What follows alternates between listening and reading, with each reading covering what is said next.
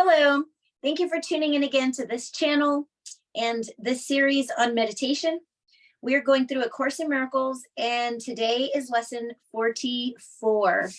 I will read you the lesson, and then we will apply this practice to our day throughout the day. God is the light in which I see.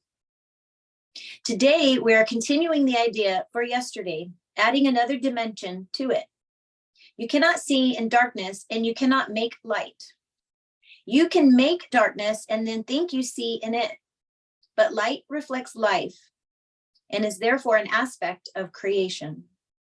Creation and darkness cannot coexist, but light and life must go together, being but different aspects of creation. In order to see, you must recognize that light is within you, not without. You do not see outside yourself, nor is the equipment for seeing outside you. An essential part of this equipment is the light that makes seeing possible. It is with you always, making vision possible in every circumstance. Today, we are going to attempt to reach that light.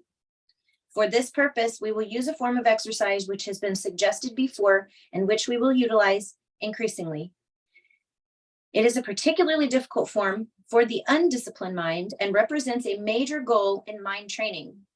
It requires precisely what the untrained mind lacks. Yet this training must be accomplished if you are to see. Have at least 3 practice periods today, each lasting 3 to 5 minutes. A longer time is highly recommended, but only if you find the time slipping by with little or no sense of strain. The form of practice we will use today is the most natural and easy one in the world for the trained mind, just as it seems to be the most unnatural and difficult for the untrained mind. Your mind is no longer wholly untrained. You are quite ready to learn the form of exercise we will use today, but you may find that you will encounter strong resistance. The reason is very simple. While you practice in this way, you leave behind everything that you now believe and all the thoughts that you have made up. Properly speaking, this is the release from hell. Yet perceived through the ego's eyes, it is loss of identity and a descent into hell. If you can stand aside from the ego by ever so little, you will have no difficulty in recognizing that its opposition and its fears are meaningless. You might find it helpful to remind yourself from time to time that to reach light is to escape from darkness. Whatever you may believe to the contrary, God is the light in which you see. You are attempting to reach him. Begin the practice period by repeating today's idea with your eyes open and close them slowly, repeating the idea several times more. Then try to sink into your mind, letting go every kind of interference and intrusion by quietly sinking past them.